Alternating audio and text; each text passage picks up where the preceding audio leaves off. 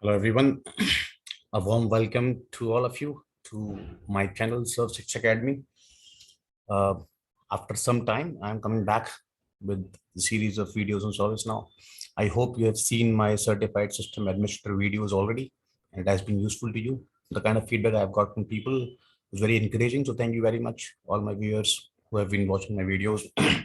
This time, I have taken an interesting topic, which is a real thing in the industry right now. For example, if you see, there are a lot of roles in the industry as of now for ServiceNow business analysts, business process consultants, business process architects. So, I mean, most of them do a similar thing. It is just some kind of thin line between these roles. Some, for example, business process consultant or business process architect is a little senior role than a normal business analyst because he has to do certain more things as compared to a business analyst. What I'm trying to cover here is that how can we become an effective ServiceNow business analyst BPC? To be honest, the kind of skills and mindset I'm talking about that suits for every platform implementation, be it ServiceNow, be it any other platform you want to implement.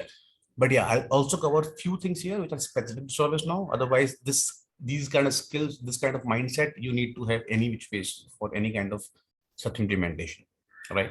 So let's understand a little bit. As I said, in terms of roles and responsibilities, there is not much difference between business analyst and BPC. Moreover, I would say BPC is more of a senior role where they perform the same things what a BA does, but then they can do it for multiple projects. They can go inside further more things as compared to business analyst. But again, depending on company to company, they can call it any with any name. But overall, this is what you're supposed to do. These are the kind of skills you need to have. This is the kind of mindset you need to have. So let's begin this journey and understand what does this role require in terms of skills and mindset. So for example, the first one is you need to have excellent understanding of business processes. When I say business processes, I'm talking about that particular industry. For example, you're doing something for a financial industry, for a telecom industry, then you need to understand that process, that what is it that they are running and how can ServiceNow help them, which part of ServiceNow they want to use for their businesses, right? So this is very, very important where you need to add, because you are trying to bridge a gap between the business part and the technology part here and trying to collaborate them together in terms of enabling the technology to meet the business objectives. So it is very, very important for you in this particular role as a business process consultant that you need to understand their business processes. How are the services offered? I mean, how are they structured? What kind of escalation mechanism? What kind of processes do they follow today? Right. And of course, you need to understand ITIL because this is one of the fundamental things which you need to know to run a workshop or to run this particular project or service implementation. You may not need ITIL for GRC implementation, for HRSD implementations, but still there are few parts of it because ultimately ITIL is a framework, right, which talks about a lot of things. So some part of it is useful everywhere, but if you are implementing ServiceNow ITSM, then you have to know ITIL. I mean, that too very thoroughly, to be honest. Now, because right now a lot of projects are being executed in Agile Scrum format in that particular framework rather than the waterfall one. So you need to know that particular thing as well, that how does Agile Scrum fit into this, or how will I run this project in terms of Agile Scrum, right? The project management is something which is optional in some cases, is mandatory in some cases, depending on the scenario. For example, if you are quite a senior guy and the project is not that big in terms of scale, you might not have a dedicated project manager. So in that case, you might need to do project management also sometimes. So again, depending on the company, depending on the role, depending on the scale of the project, these things vary. But then having good understanding of project management fundamentals definitely helps in all of these things because you know very clearly that what kind of risks, what kind of assumptions, dependencies, issues, all that RAID log stuff, what kind of timelines I'm talking about, what kind of resources I'm talking about. You may or may not own it, which is fine, but your project manager will need these inputs from you as a BPC for sure. And as I said, in some cases, for small scale projects, and if you're quite senior, you need to perform this role also sometimes. So it is always helpful to know the basic concepts and how do you run and execute a project. Testing practices. Yeah, generally you don't have a separate testing lead or testing vertical uh, for implementing any project, and so Sometimes you as a business process consultant needs to define the approach. For example, you want to use ETF, you want to use manual or any, I mean, how will you test it? Will you be testing like, you have completed sprint one and you're testing all those stories in sprint two, or you want to do parallel testing? The stories are developed in sprint one and testing is all done in sprint one. So that kind of methodology or the approach you are taking for that project, depending on the timelines, depending on various other complex factors, you need to decide on that. You need to understand how are we going to take testing practices in this particular project. And last but not the least, you need to know ServiceNow platform. I mean, this is where you are adding value to the entire project here, to the entire implementation exercise here. And if you're implementing a specific module like ITSM or ITOM or ITBM, you need to know that module. When I say need to know, I'm not talking about a lot of technical stuff there, but at least the functional part of it. How do these different processes talk to each other? What is the entire ecosystem there? So you need to understand, for example, you want to implement ITSM, then you must know how IT service management, how incident problem changes, all of that happen in ServiceNow out of the box. And what kind of different uh, options are available for customers to customize, to configure, to meet the requirements. What can you do versus what can you not do?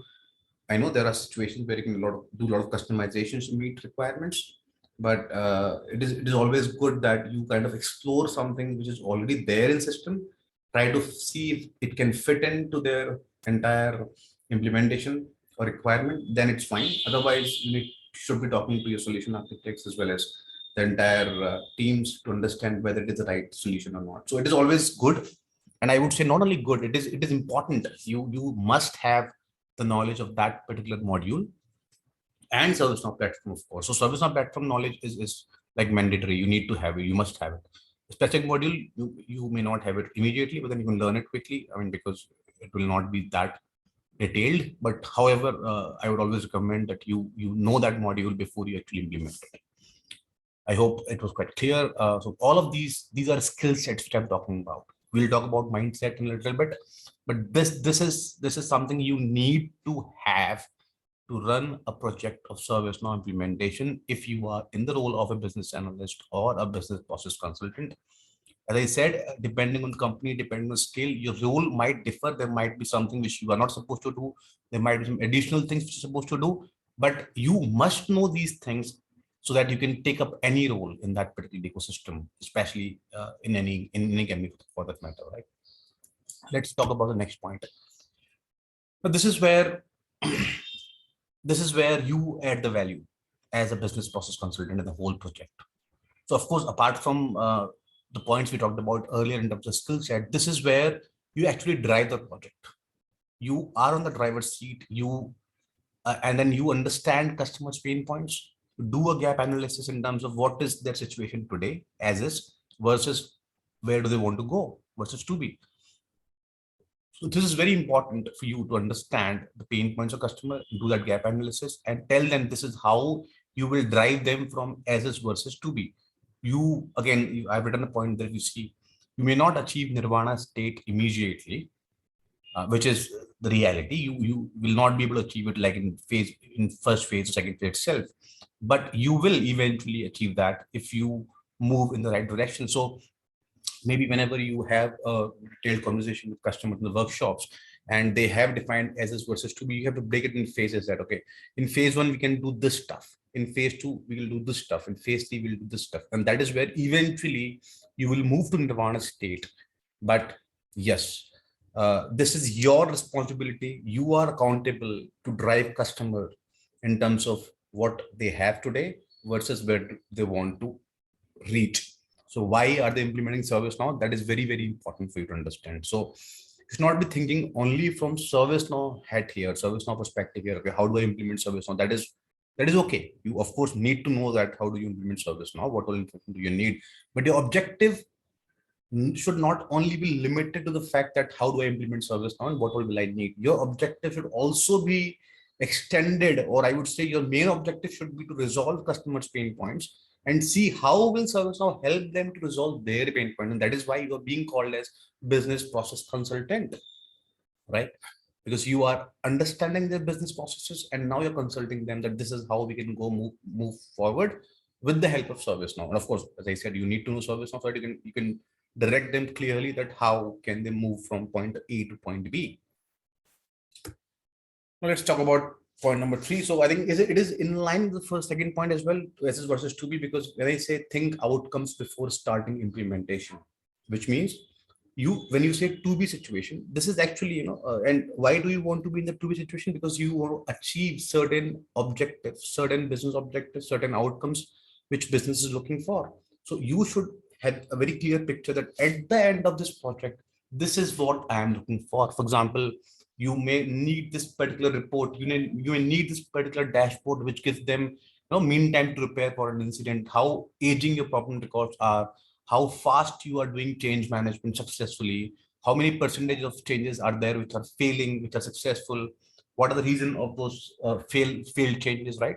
So those kind of discussions, generally people do at the end of the project.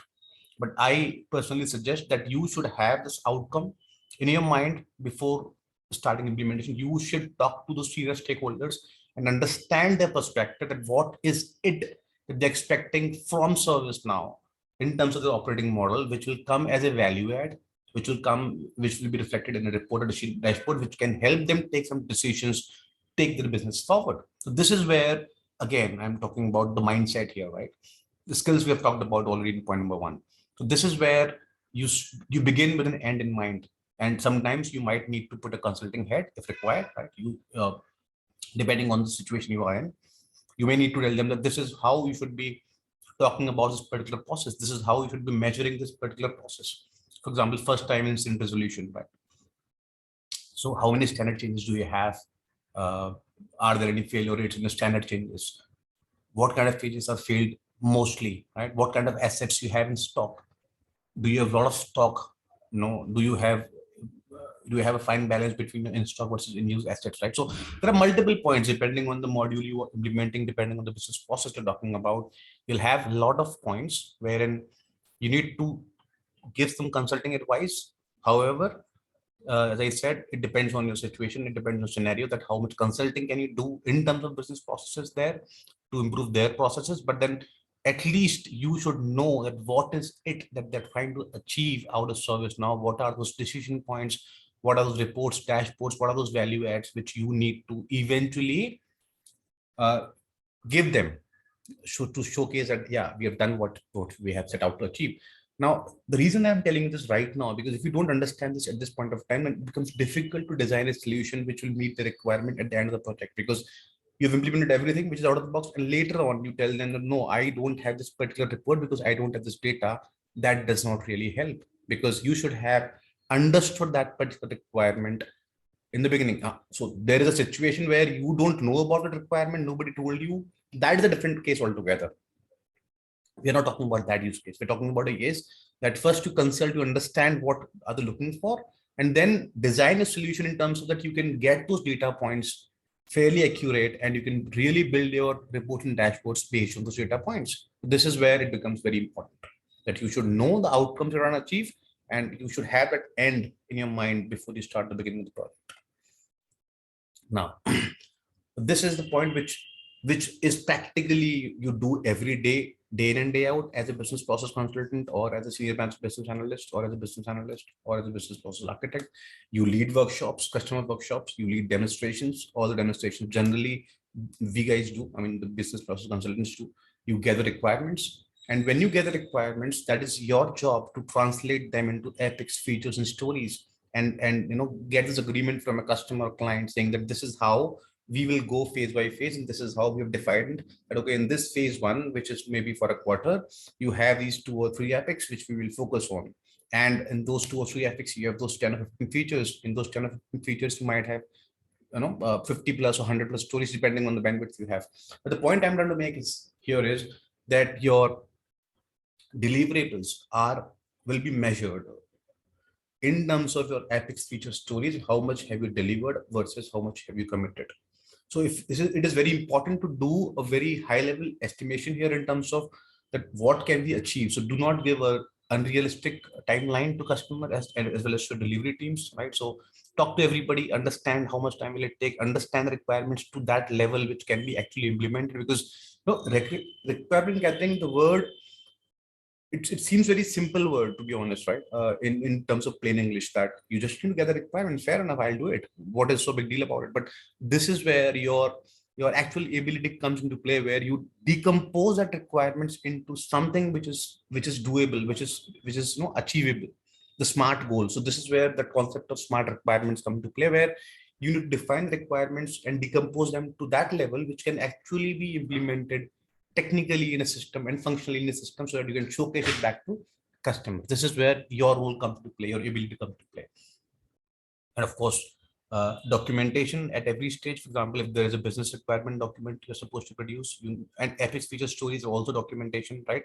Some key assumptions which you have taken, all of these things have to be there uh, till project closure. If you are there till project closure, you need to make sure that you have all the sign-offs in place.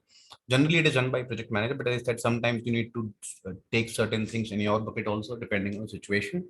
So all I'm trying to say is, either you own it, you are responsible for it, or you give an input to this. Okay, do we have a BRD document or not BRD? Then do we have features and stories and epics in system clearly signed off?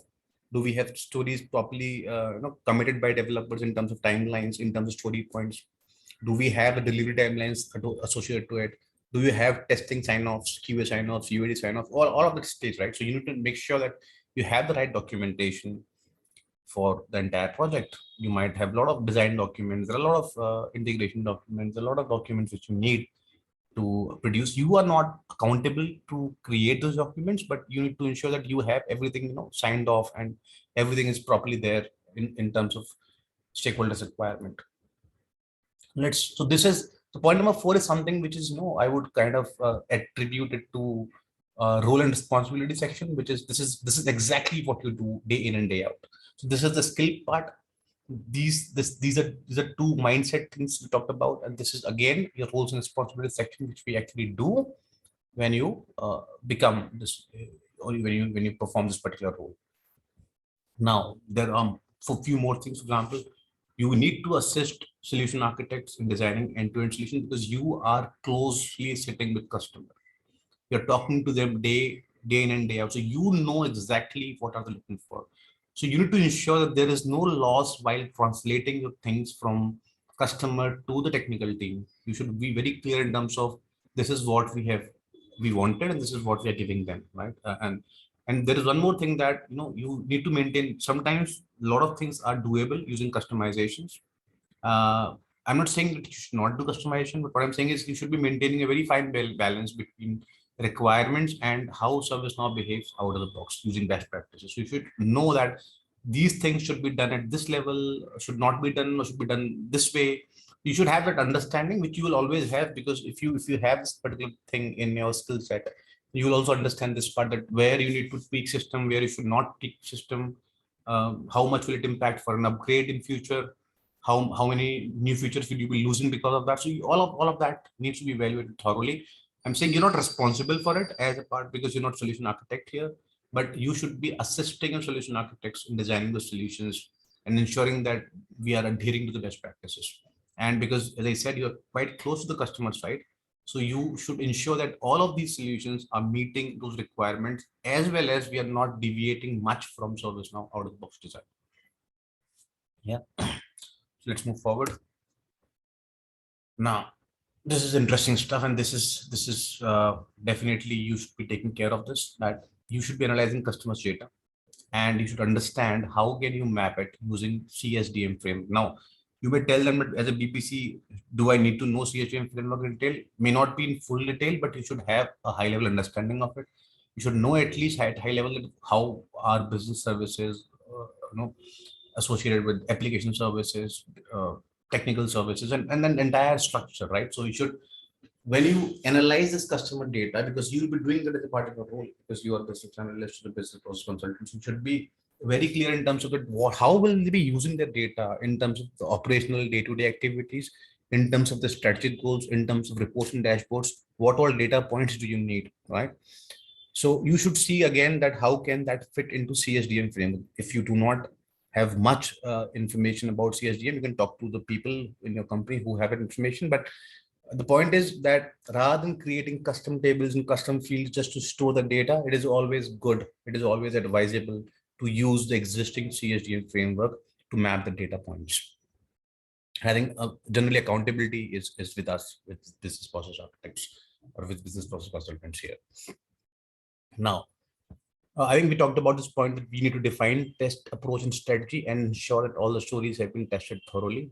Maybe you use automated test frameworks, or you do a manual testing, or you have a hybrid. For example, for basic cases, you have a manual. Sorry, for basic cases, you have an automated test framework defined, and for complex stories, you have manual. Because to be honest, in reality, it is difficult to automate all the stories using ATF because it requires a lot of efforts.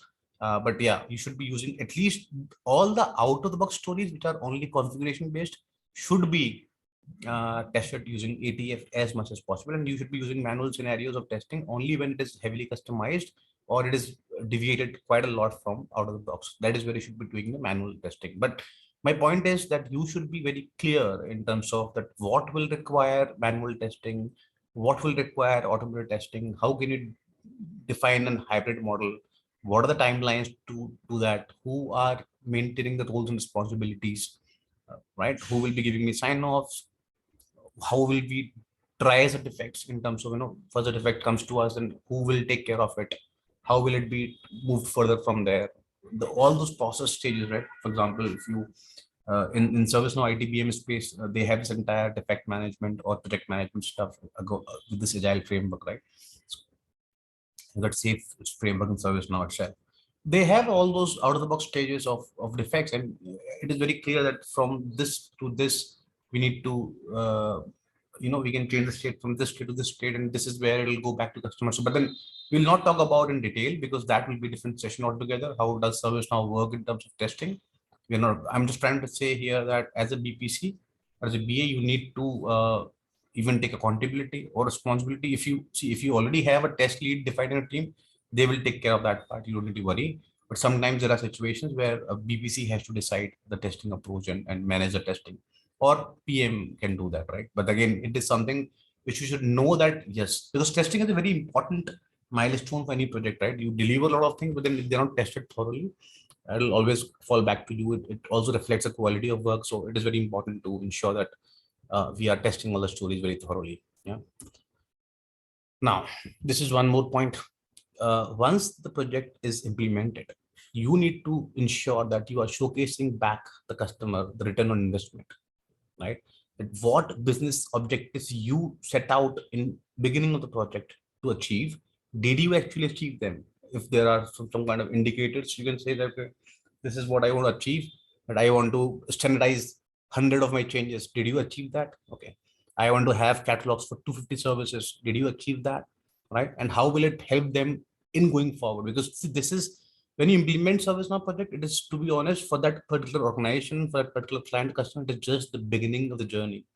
The real game begins when they start using that on day-to-day basis as per the recommended practices, and they have a governance structure in place which ensures that they are actually utilizing the product, utilizing the value of it, and actually taking actions. Those things, of course, is not under their control, but you can at least recommend and consult them that this is how you should be using it. And if you use it continuously for 1 year, 2 year, 3 year, 5 years on the line, this is what you will achieve. You can control it because as a consultant, generally you're not in a project for 5 years unless you are the client side itself, right? So you just need to showcase this is how you can take it further, and this is what we have already achieved since we started developing this particular product for you. Now, I think communication skills and continuous collaboration with all the stakeholders. This is the most important thing which you must be doing. You might be lacking in some of the other skills, fair enough. You might not be aware of all the testing approaches, fair enough. You might not be a very great solution architect, fair enough. You might not have expertise in a particular module, fair enough. But this is one of those cases where you definitely cannot afford to lose. This is the biggest responsibility in terms of the sentiments, in terms of the actual engagement, that you are the point of contact. You are the face of the for the customer, you're the face for the internal teams also to deliver that project, in terms of, because you are supposed to collaborate with clients, customers, delivery teams, management, everybody. So your communication skills in terms of keeping everybody on the same page, ensuring everything is documented, communicating it back to everybody that this is what we've done versus this is what we've achieved, or this is where we are falling short, whatever, right? But then the point is, communication and collaboration is the biggest asset, I would say, which a BPC should have. If he does not have that skill set, it is really difficult in that case, practically. Okay, let's talk about the next point. If applicable, so that is why I've put a strict mark at the end of it.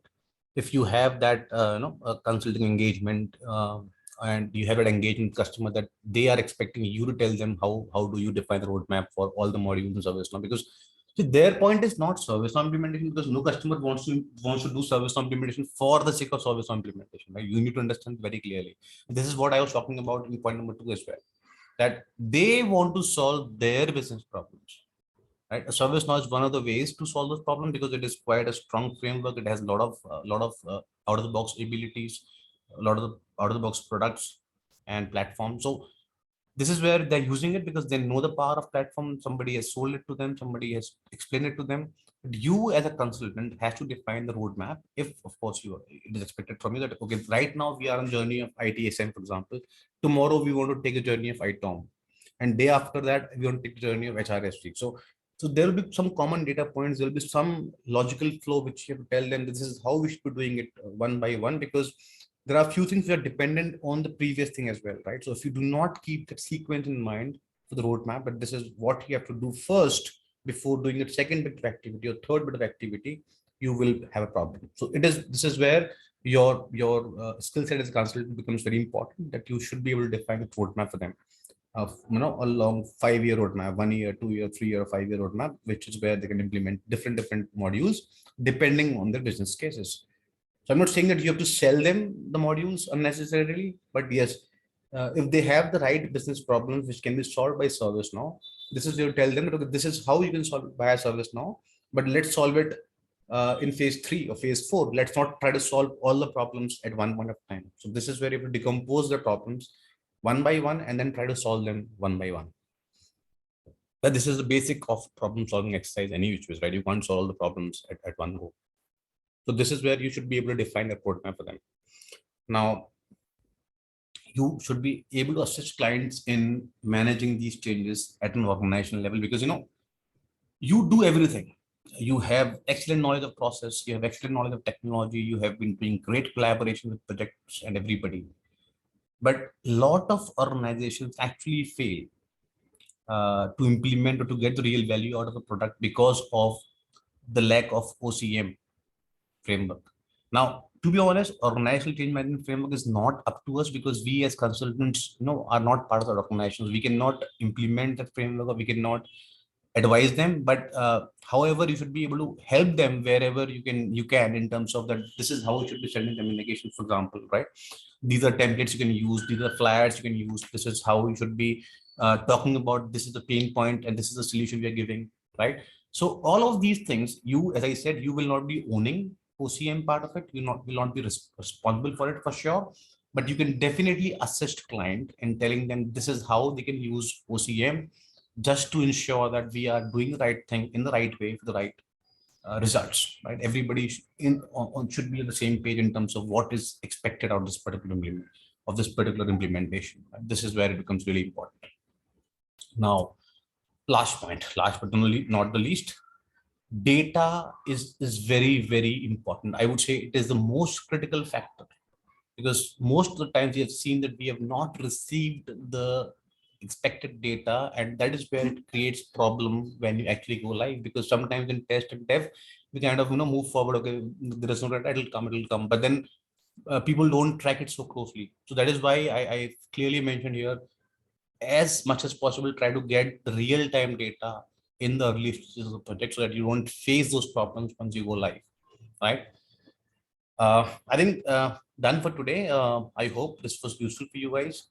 So see you next time. Next time, I think we'll talk in detail about how do you write stories, how do you write epics features, how do you do the test approach and all that stuff. So we'll take this series further, and mostly my series will be focused on business analyst and business process consultant roles. What do they do? Because again, I'm not a developer as such. So thank you very much for watching it, guys. I hope it was useful. Do leave a feedback and comment on my channel, on my video, so that it can give me further pointers to improve things. Thank you very much. See you next time.